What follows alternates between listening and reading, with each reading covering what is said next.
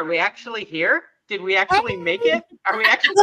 We may have to have Jamie drive over and pinch me. I can't believe we're actually doing a show. We're I know. back. Look, we're alive. We're alive. We are actually Oh, here. shit, We sorry. did not get kidnapped. Welcome to the second season finale of Living Out Loud Live. I'm Vicki. With me are my two amazing sisters, Laura and Jamie. Both are strong ally activists in their own right. They're my closest family and best friends. They also have some of the most beautiful hearts in the world. This is our Wednesday Ladies Night Out table chat, and we are inviting you to grab a glass of your favorite beverage, pull up a chair, and join us as we discuss our lives, the current state of the LGBTQIA plus world, and pretty much anything else that sounds like fun. We are the queens of the overshare, so be ready to test your A-game tea to spill it with us in the chat. For those of you who don't know us already, I would love to introduce my sister Jamie, who is an amazing activist ally on the front lines of the fight, not only for transgender rights, but also for social justice. She is the founder of Moms for Hope, an organization dedicated to educate and support the parents of transgender children. She is also a public school history teacher, really, really, really making a difference in the lives of the next generation every day. And her test scores prove it, bitches. Ooh, Vicki got Somehow- frozen. There she is. She's back. Almost. You're coming back, girl. There you are. You're back. Yeah, you had a little glitch. Shake it out. Shit, I glitched. Somehow, with everything she has going on, she still manages to join us here at the table each week to help us try and change the world for the better. Welcome, Jamie. What are you drinking tonight, and how has your week been? Drinking wine. My week has been great because today is officially the last day with students, and tomorrow is my last day of the year. I just have to go and turn my keys in, and so I'm like in already vacation mode and ordering travel essentials and eye masks and noise canceling headphones because I'm going to be traveling the world pretty much this summer. So yeah, I get the honor of introducing the exceptional and strong beyond belief, well-known, fierce as hell, LGBTQIA plus activist, creator of the Living Out Loud with Laura audio podcast, mother of two LGBTQIA plus daughters that came out in adulthood, reformed corporate Barbie who struggles daily with chronic illness and yet is here as a proud rainbow warrior. How are you tonight, Laura? And what have you been up to this week? I'm well. My animals seem to be attacking me at this moment. I have one on my lap, and Mystique just decided to join us. I have to say I was a little emotional yesterday. I got a text that my remainder of my short-term disability benefits are being paid out, and that was 2 months that I didn't get. So yay! Then I shared with Vicki because I found it when I was looking for our script. That I got a letter saying that they requested additional time to review my long-term disability claim, but they should have an answer for me on June 13th. So at least on June 13th, we will know if we have to file yet another appeal and then take it to court. So those are the choices. So hopefully we can encourage them to make the right ones. But this evening, I am drinking a coffee. So, that's what I got going on. So we're going to get you caffeinated too? Holy shit. Yes, caffeinated. Oh my God. But I feel like me again, so that's a good thing. That's a great thing. And we did the second episode of our audio podcast. You had me back on the audio podcast. So yes, we sure did. We actually got the full year in there. And we got it in under 2.5 hours. Yes, which is very, very impressive. It was actually immensely impressive. And on that topic, I get to introduce my sister, Vicki. She is a lesbian wife of her gorgeous Lisa, stepmom of two amazing men, a woke rainbow mafia liberal feminist with only one true agenda, and that is to end hate and spread love and light. What's in the cup, lady, and how are you doing this week? I am like frazzled beyond belief. At the Mouse House, we are getting ready for Pride Month, and Pride Month has meant I have so many meetings that I have meetings about my meetings about my meetings. So I'm literally, crawling out of my skin. But we're all going to be together on the 1st or red shirt days for gay days at Shirt. meetings upon meetings upon meetings. And then we've just got a crazy busy month going on. Jamie's going to be gone for most of June, so that's why we're kind of ending our season here. And but we're going to do specials. We've got a lot of stuff to cover over the summer, and then we're going to come back bright, fresh, refreshed. I'm going to redo graphics and all sorts of fun stuff for season 3, which will kick off probably second or third week in August. But it's not the last you're going to hear of us. We are going to be crazy busy with a bunch of shit. So we'll be around. It's just going to be specials. It'll just be one-offs where we go, hey, we need to do a show about X Pride or why opening of Mama Ashley Rose's new communities, which is coming up, and we will be course for. We are also a loveliness of ladybugs, and we welcome all our intersectional ladybug family and friends who are here every week. For those of you joining us live or in replay, this is an opinion show. All the opinions are our own, so you may hear some stuff you don't agree with. You may hear some language you don't agree with. You can join the discourse in the comments. Please do us a favor and include your name when you make the comments so we know who you are. And we just block people who are trolls, so don't even fucking bother. We don't care. We are explicit, in case you haven't. Yes. Parents, please monitor what your kids are viewing. Fair warning, we will forget about you out in comment land. We kind of get involved because we're just having a good time chatting with ourselves. And we'll forget we're doing a live stream, but we will get back to you as soon as possible. Because this isn't a show. This is what happens when 3 sisters who are activist accomplices decide to change the world altogether. All right. And we have 2 followers already commenting. We have Jordan and John. Hello. Hey. We'll put them up. I'm just going to run the bumper first. Here we go.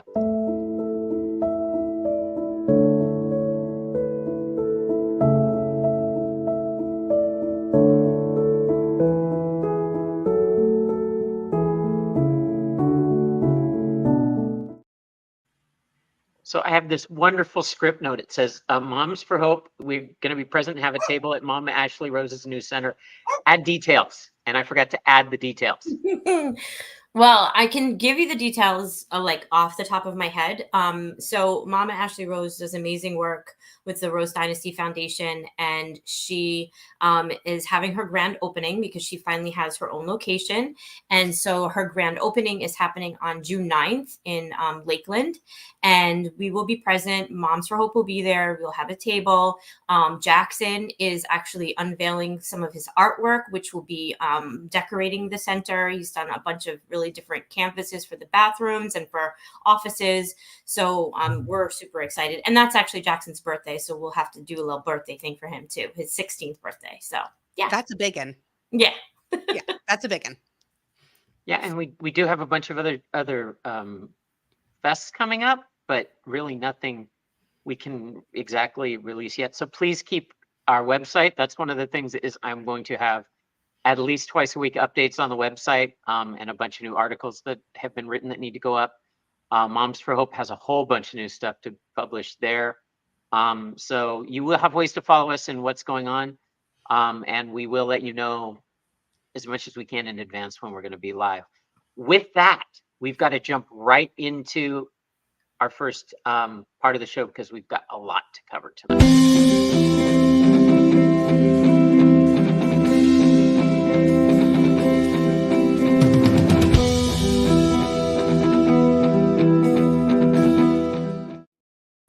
That's one of the bumpers I've got to update because it's got our old logo on it. Damn it. Yes. We are so happy to have Erin Prater back with us from the White Rose Books and More store here in Kissimmee, Florida. Erin, it's good to have you back. We have missed you. A lot's been going on. For those that don't know you, can you please introduce yourself and tell us how you and Tanya came to be bookstore owners? Sure. So Tanya and I were both school librarians in the Osceola School District up until the end of September of last year. We left our positions because we disagreed with what was happening in the libraries across the state and with the laws that were making us restrict content for our students and making us feel like we couldn't provide a safe space in our schools anymore. So we left to create that safe space and to make sure that our community had access to all the books that were being banned here in Osceola County and in the counties surrounding us. That's the gist of it. So that's wonderful. So obviously we're returning to a topic we are all very passionate about, and that's banned books on this episode, also known as the war on stories. Yes. Yeah, a topic that, despite the outright immorality and fascist messaging from the founders of Moms for Liberty, not Moms for Hope. Wait, I think it's the alleged bisexual lesbian threesome Hitler quoting husband accused of rape, sluts for liberty, I think. I was pretty sure they were going to change their name to reflect the fake anti-LGBTQIA plus views of their co-founder. You know, I wonder what book she read that turned her into a hypocritical bi bitch. You know, school boards should ban her snarky little ass. And You wrote skanky, but you cleaned it up. Nicely done. Anyway, the record attempts to ban books continues with, according to the American Library Association, 47% of those titles, including LGBTQIA plus themes. No, it's not just about our community. It's about repressing other marginalized communities too. We can't teach you the truth about slavery because we don't want to offend fragile white kids. God, no. They might need a safe space and a double mocha latte. Speaking of God, the book Ban Twats gets all offended when it's turned on them and the Bible comes up for banning, which happened here in the state of Florida. Yeah. So, Erin, can you please tell us your take on all this censorship nonsense? So I hate banning any book. I think like our freedom of speech covers our freedom to learn from one another, and that includes authors and writers of all types, of all different backgrounds, of all different ideologies. I think all of this is crazy, and a lot of it's hypocritical. Most of it's hypocritical. 99.9% of it's hypocritical. Yeah, absolutely. Oh, no, 100% of it's hypocritical. It's just... when your state starts banning the dictionary. Yeah. Actually happened to Escambia County. Look it up. That's right. There are words in there like titillation. Oh, God. Which has tit as a root. You can't do that. Well, you know what? And they found pronouns in it. God. I-N-E. No. God. No. Did they have both she and her, they and them? They had all of them. They do that? They had all of those pronouns in it. All of them. Every single one. Oh, my goodness. Oh, I can't. In some ways, it feels like the tide is turning. Some school boards are rejecting the mask bans now. What do you think we can do as a part of the community to help turn the tide locally, wherever we are? I understand you have one of the most controversial banned books. One that turns children. Wait. Just. I'm following the script. I know. I forgot to put in a discussion break there. It's okay. My bad. I'm just waiting for Erin's answer. We have to wait for Erin's answer. I don't even remember what the question was now. What can we as a community do to turn this tide of hate? Yeah. Yes. Pay attention to what's happening at your school board meetings. Our school board posts like what they're going to talk about a week in advance. So like Tanya and I knew a week ago that a school board member here was going to bring up Scholastic book fairs, and we didn't know why, but knowing the school board member, we knew it was not going to be great. Bet you I know what school board member it was. I bet you do. They have the term Scholastic in their title, and we don't want kids educated. Yeah, exactly. So we watched the school board meeting from last night today because we couldn't attend. But I think just being aware of what's going on is like step number one. If you can show up. And if you can share what's going on with other people, that's huge too. And these are all things you can do for free and fairly easily. You know, something about school board meetings I just kind of want to stick in here because, you know, logic would dictate, which means I think a lot of people just assume, because I would have, that to go to a school board meeting, you should have to say live in that county, have children going to school in that county. But no, they literally fly people in from other states to attend school board meetings. So they go around to all of them in the nation saying the same stuff. Absolutely. So it's not like as many people, it's just a lot of them migrating. Sorry. No, and anyone in any community can challenge books in those libraries, whether or not they have kids. Yes. And that's what's happening. The majority of these book bans are coming from organizations where the kids are homeschooled, they're in private school, they're in charter school. People that don't even have kids are challenging the books in school libraries and getting them removed. I would love to. And so if they can come challenge them, you can come to the meeting and be supportive so that the school board isn't just seeing one side of the argument. And they show up. The conservative side shows up in droves. Like they show up every week. Yeah. It doesn't even matter what's on the agenda. They show up every single week. Yeah. Yeah, they're very good at that. But to be fair, we've heard that most of them are the wives that are being forced to stay in the kitchen, so they don't have jobs. So therefore, they do have additional time on their hands. Because I know when I was a working mom, trying to get to those meetings are not conveniently timed for you to do any of that. Tuesday nights at like 6 or something like that here in Osceola. I know that. Yeah. Yeah, they start at 5:30, but if you want to make a public comment, you got to be there early so that you can get your part in. Yeah, to do public comment, and then you got to wait through the whole meeting to actually make that public. Yeah, because the public comments are at the end. Yes, so they make it difficult here. There's other counties that do it differently and make it a little bit easier, but I mean, some of these board meetings go till 11 p.m. So then you're sitting there for 5 hours waiting to say 3 minutes worth of content because that's what they limit you to. So you see some of them hold it till after, and then like Lake County, they change it based on how many people attend. So like if a lot of us are coming out to like talk against something, we're going to wait till the very end and then we'll let y'all speak. But if it's something they want to talk about, they just do it whenever they want. Of course. That's at Brevard's the same because I've been to several of them in Brevard, and people get very aggressive and yeah, they wait till the end and then they cut people off, and it's like a whole, it's a thing. Yeah. Orange County moved their public comment to the beginning of their meeting, which can be good and can be bad because their meetings start at 4:00. So like teachers that are teaching middle school that go till 4 something can't ever make public comment. Yeah.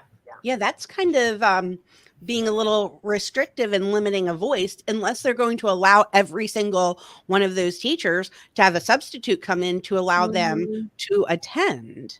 Well, and then you have working people like generally aren't off at 4:00. So that's kind of who are we getting? You're getting I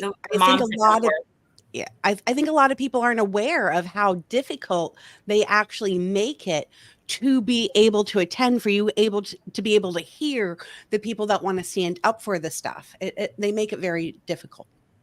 I don't know why they haven't changed it, because at the state level, like if you go to the state meetings about education, when you have public comment, you have to say like what section of the meeting you have public comment on, and then they do public comment before that section of the meeting. Which makes sense. Yeah, and I wish they would do that at all the school board meetings, because that would make the most sense. And then if it's public comment on something that's not being discussed at the meeting, then put that at the end. Right. Yeah.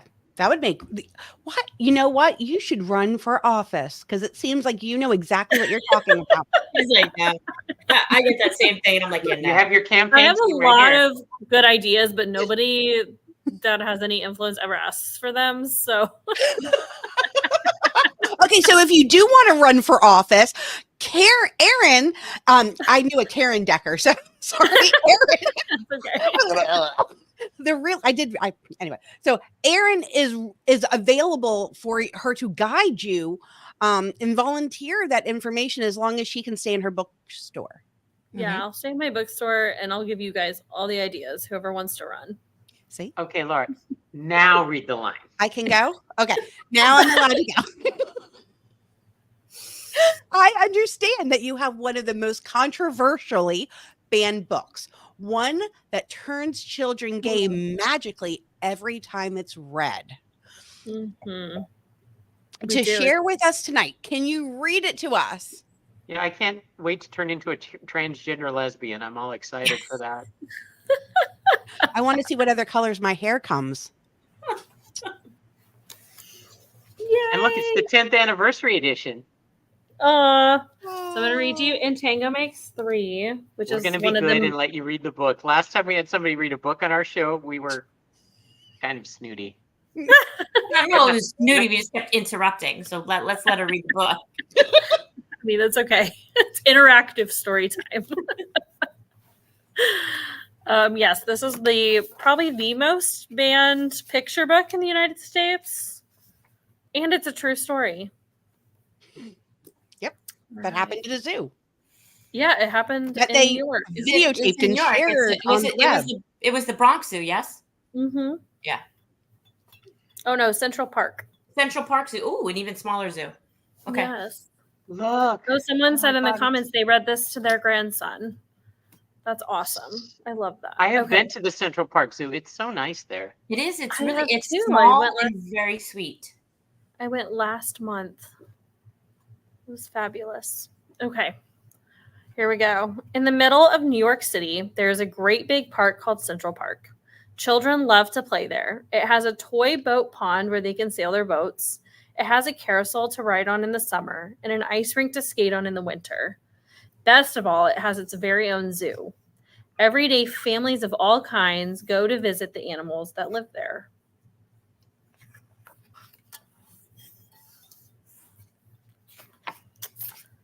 But children and their parents aren't the only families at the zoo. The animals make families of their own. There are red panda bear families with mothers and fathers and furry red panda bear cubs. There are monkey dads and monkey moms raising noisy monkey babies. There are toad families and toucan families and cotton top tamarin families too. I love cotton top tamarins. They're so cute. It's a really fun phrase to say. And in the penguin house, there are penguin families. Every year at the same time, the girl penguins start noticing the boy penguins, and the boy penguins start noticing the girls. And when the right girl and the right boy find each other, they become a couple. Two penguins in the penguin house were a little bit different. One was named Roy, and the other was named Silo. Roy and Silo were both boys, but they did everything together. They bowed to each other and walked together. They sang to each other and swam together. Wherever Roy went, Silo went too. They didn't spend much time with the girl penguins, and the girl penguins didn't spend much time with them. Instead, Roy and Silo wound their necks around each other. Their keeper, Mr. Gramsay, noticed the two penguins and thought to himself, they must be in love. Roy and Silo watched how the other penguins made a home. So they built a nest of stones for themselves, and every night Roy and Silo slept there together, just like all the other penguin couples. And every morning Roy and Silo woke up together, but one day Roy and Silo saw that the other couples could do something they could not. The mama penguin would lay an egg. She and the papa penguin would take turns keeping the egg warm until finally it would hatch, and then there would be a baby penguin. Roy and Silo had no egg to sit on and keep warm. They had no baby chick to feed and cuddle and love. Their nest was nice, but it was a little empty. One day, Roy found something that looked like what all the other penguins were hatching, and he brought it to their nest. It was only a rock, but Silo carefully sat on it and sat. And when Silo got sleepy, he slept. And when Silo was done sleeping and sitting, he swam, and Roy sat. Day after day, Silo and Roy sat on the rock, but nothing happened. Then Mr. Gramsay got an idea. He found an egg that needed to be cared for, and he brought it to Roy and Silo's nest. Roy and Silo knew just what to do. They moved the egg to the center of their nest. Every day they turned it so that each side stayed warm, and some days Roy sat while Silo went for food. Other days it was Silo's turn to take care of their egg. They sat in the morning and they sat at night. They sat through lunchtime and swim time and supper. They sat at the beginning of the month and they sat at the end of the month and they sat all the days in between. Until one day they heard a sound coming from inside their egg. Peep, peep, peep, peep, it said. Roy and Silo called back. Squawk, squawk. Peep, peep, answered the egg. Suddenly, a tiny hole appeared in the egg shell. And then, crack! Out came their very own baby. She had fuzzy white feathers and a funny black beak. Now Roy and Silo were fathers. We'll call her Tango, Mr. Gramsay decided, because it takes two to make a tango. Roy and Silo taught Tango how to sing for them when she was hungry. They fed her food from their beaks and they snuggled her in their nest at night. Tango was the very first penguin in the zoo to have two daddies. Soon, Tango grew strong enough to leave the nest. Roy and Silo took her for a swim just like all the other penguin families, and all the children who came to the zoo could see Tango and her two fathers playing in the penguin house with the other penguins. Hooray, Roy! Hooray, Silo! Welcome, Tango! They cheered. At night, the three penguins returned to their nest. There they snuggled together, and like all the other penguins in the penguin house, and all the other animals in the zoo, and all the families in the big city around them, they went to sleep. And that's the end. Aww. It's so cute. It's so beautiful. I love it. How anybody can find anything wrong with that, I don't understand. Quite honestly. Yeah, I don't like. It's just a beautiful story of love and hope and devotion and parenting. Yeah. And a very loving, empathetic zookeeper who had a brilliant plan. Yep. And understood the animals he was helping and in charge of.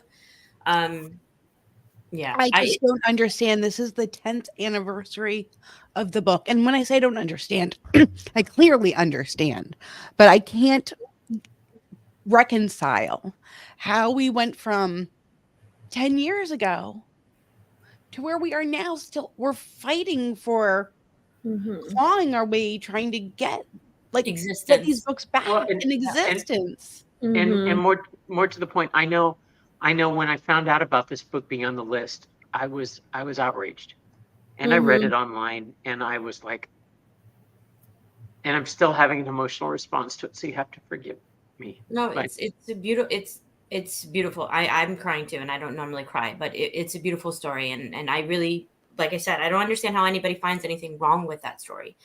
There's nothing offensive about the story. It's really a story about love. If it happens in nature and it's natural and it's but it doesn't even matter. People are allowed to have stories, and they're allowed to have stories about them. I'll take it back to Lyman High School that, literally removed the LGBTQIA people from their fucking yearbook.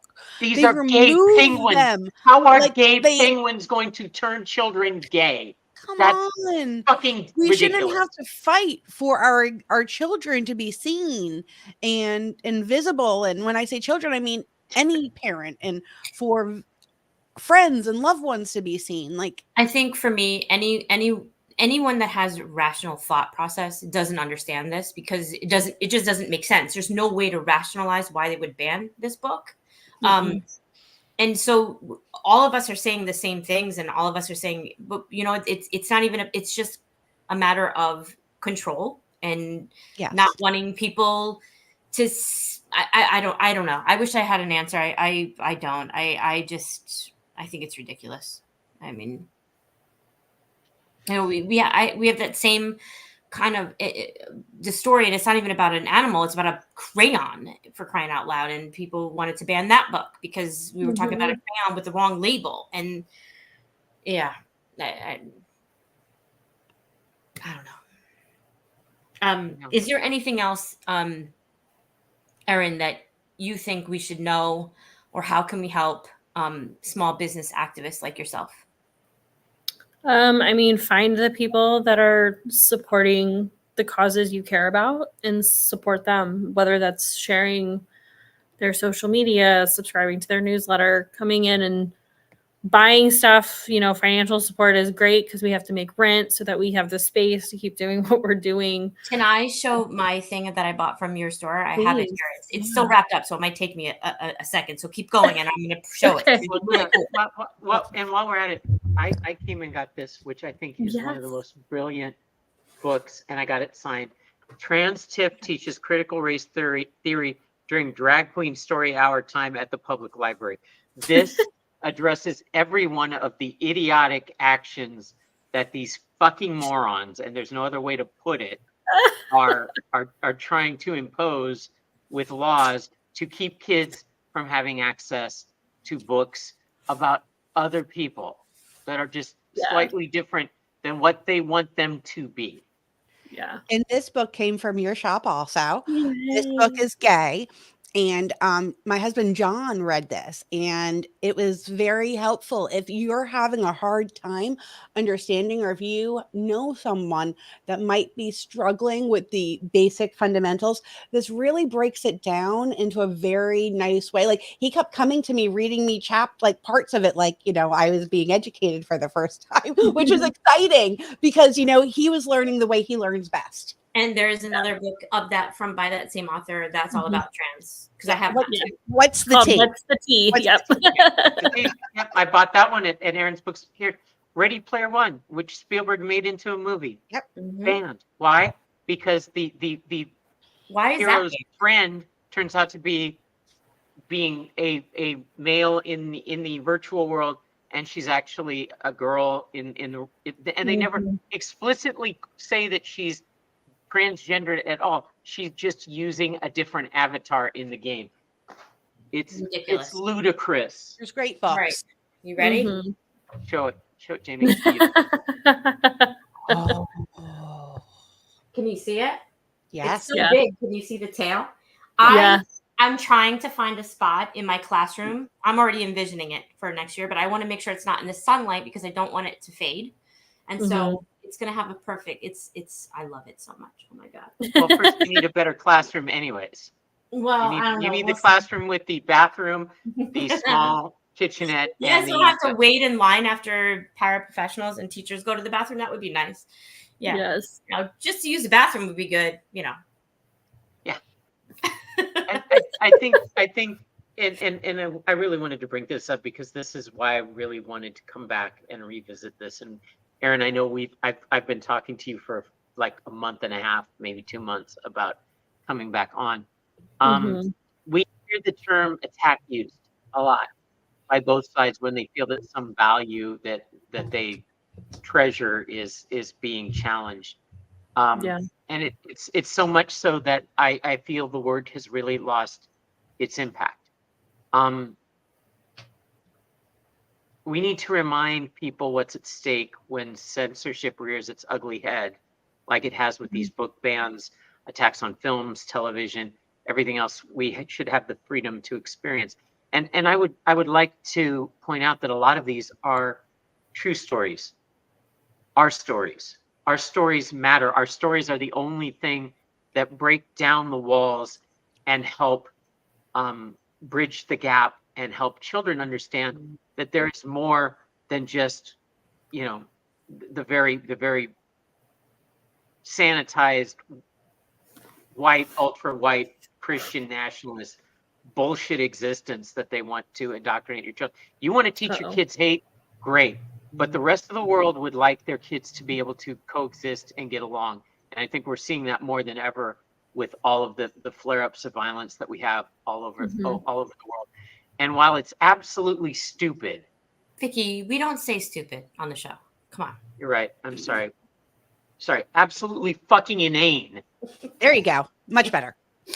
And totally without proof that any exposure to inclusive, family-friendly media will magically turn a child transgender or change their sexuality. While these stories are removed from the access of actual LGBTQIA youth, it rips from them a vital lifeline that they need to know they are not alone, and to keep them from self-harm. And the numbers of suicides are going up. The numbers when the Trevor Project is doing polling of trans students feeling isolated and attacked is going up exponentially. This shit needs to stop, and we need to stop it, and we need to just stop saying it's an attack and start treating it like it's an all-out fucking war. Yeah, I couldn't agree more. I mean, these stories increase tolerance and intersectionality. Yeah, last one of the season. Yes, intersectionality. And you can tell who the real villains are when they refuse to accept or support things that make the world a better place for everyone, to be more inclusive to everyone.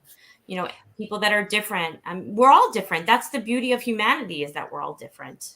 Yeah. Even if you believe in God, God made snowflakes different. God makes fingerprints different. God gives us 100,000 genes that make sure that each one of us, even identical twins, are different. There's a reason. Yeah. And, you know, anyone who claims that they are trying to protect children, but only certain children, you know, can complain all they want about being called racist, but racist, sexist, bigots, but they are. Homophobic, transphobic. Moms for white straight kids only. Except it's actually Moms for Threesomes founder. She's just trying to keep all the fun I really do lesbian like stuff for Moms for herself and her Bigotry. husband.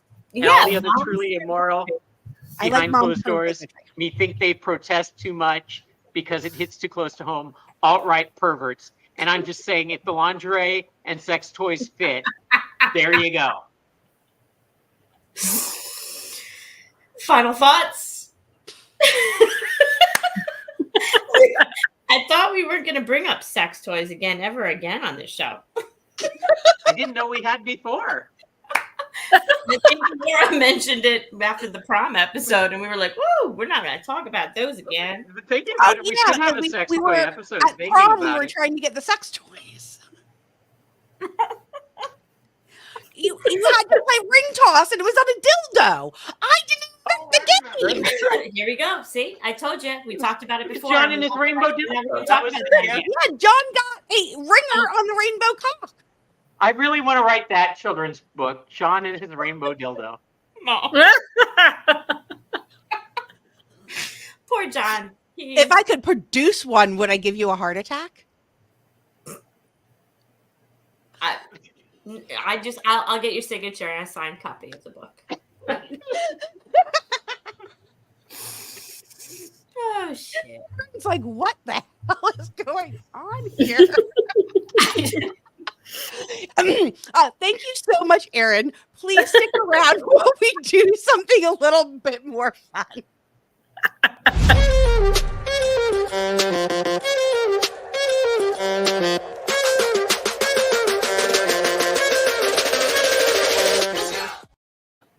We wanted to introduce a fun new segment, and we are going to have a little bit of fun with this for next season. Looking at and discussing some of the significant episodes in LGBTQIA plus television. It seems appropriate that we all start with something groundbreaking. The Ellen Show, the puppy episode. So, some background. In 1994, a television sitcom centered around a fictional character named Ellen Morgan and played by Ellen DeGeneres debuted on ABC. Ellen Morgan was a bookstore owner, and while the show occasionally hinted at her orientation through jokes, her actual orientation remained unclear. It's me, I know. Sorry, I was looking at comments. This is what happens when we're off for like 3 weeks. Poor John's out there watching the show, and he's like, "Hey." So, sorry, John. Ellen DeGeneres herself had been very private about her orientation as well, but by the mid 1990s, started openly discussing the possibility of coming out both in real life and as part of her show. And she started talking about it with the show producers and writers. And like I do, she even buried the lead because as media attention grew to a fury before the premiere of the episode titled The Puppy Episode, she came out on the cover of Time magazine with a headline, "Yep, I'm gay." The episode that finally aired on April 30th, and we were going to do this episode much earlier. It was so very significant considering we are just at the beginning of May. Yeah. Sorry. I think it's great. We're at the end of May. I left it because I'm like, shit, I wrote it. It's there. Why do I have to touch it up? Featured Ellen Morgan coming out to her therapist, who was played by Oprah Winfrey, and then finally to her friends and family. The episode was groundbreaking and critical praise. It gained critical praise because it took humor and sensitivity all while looking at the authenticity of being gay at the same time. And this was significant in a broader sense because it represented one of the first times a lead character on primetime television was openly identified as a lesbian. It should also be noted that while the culture had shifted slightly to be more accepting of gay people, it was still very risky and bold act considering the success of the show enjoyed with mainstream audiences. It was, however, one of the most watched episodes in television series history, and also is regarded as a significant milestone moment in LGBTQIA plus representation on television. And you see the microphone right in between her and Laura Dern. And that's what she did on a live microphone. So not only did she come out, she came out loud to the entire section that was waiting to board the plane.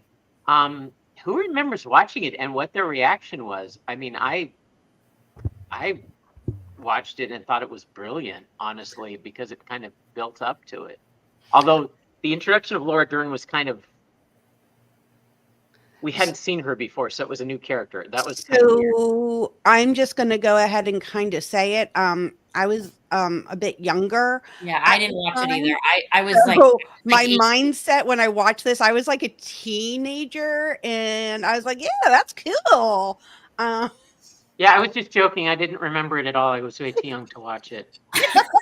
Aaron's like, I'll have to look this up. Well, because that's exactly what I'm thinking. Than all of us old asses on the show right now. So yeah. So if I was like an 18-year-old, Aaron was like 5. So I am not turning old as dirt this weekend and then celebrating it later in August. So I want everybody to know that I am still only like 15 or 16 years old. Damn. You're reborn. There you go. Hormone wise, I am still in my teens dealing with shit. So. All right, we will be right back for we'll be right back for final thoughts and goodbyes after this.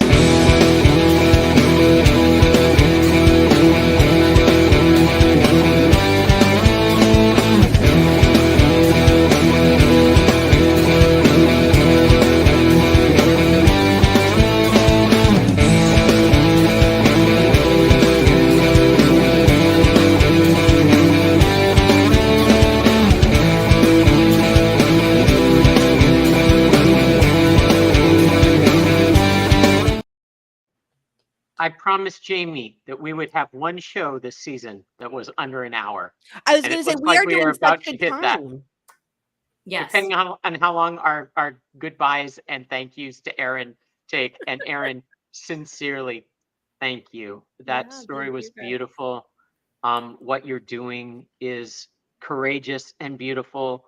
What you have done to step out and make sure that these books are available to families that do still want to see them, and to help educate the rest of us as to what is being banned, which is just egregious. It is so fucking lame that they, and then when you turn it on its head and you ban the Bible, the Church of Satan banned the Bible in some areas. Ha ha.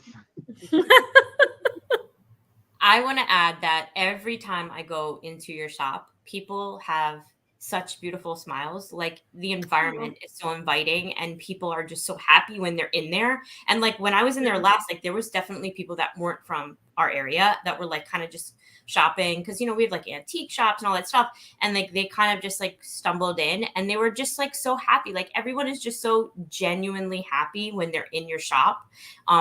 and I love it. Like, I just can never get out of there without spending money because Dempsey always wants something, and then I see something that I want. So then that's what you should do. Buy stuff. Go to their shop. Go to White Rose and buy stuff. But go there because you even have nice little areas for people to congregate and interact. And that's what I think Erin even meant by a safe space. Like you can be in there and be around other people that you can be safe with and be you. And that's why those bookstores like that are just so important. I have so many pairs of these earrings in different shapes and colors that I have bought from the store, which I dearly love. And they're the ones that I wear the most, and Jamie and Laura can attest to that fact. Yes. Thank you. But I did think that maybe we should come and do a live stream during one of the silent book readings. That would be amazing. It would be way too fucking quiet, and you know. Laura can't be quiet. I can't be quiet. That's just not our thing. Like, it's not going to happen. I'd be like, what are we doing? What is everybody reading? Yours was more interesting than mine. Can I try yours? Oh my gosh, our silent book club is really fun. Thank you so much. Anything else before we close this out? I will be at Kissimmee Pride on Saturday, so if anyone wants to come meet me, I will be at Pride with my hubby. And congratulations for anybody that didn't know. The last time we saw Erin, she wasn't married. Now she's married. Yeah, she went from a decker to a cratter. Awesome. It's awesome. Such a nice guy, and so he's also so happy. Like, yeah, he is. Yeah, and he was the one that encouraged me to open the store. So yeah, I have him to thank for that. But we'll be there at Pride, and we'll have all the gay books and some body glitter from our body glitter vendor and some gay candles. Yes. Ooh, gay candles? Yes. You can't get through the day without gay candles. Candles could be gay. Yeah. Look, if penguins can be gay, candles can also. Candles can too. Yes. Yes. That is a fact. And once again, this isn't goodbye for the summer. We're on hiatus, but we will be back with specials. There's no way you can shut us up for that fucking long. You know that. That's our thing. So we will be back. Erin, thank you sincerely. We'll see everybody soon because we got a bunch of Pride shit coming up, and we're gonna celebrate Pride. Bye for now. Bye guys. Bye now.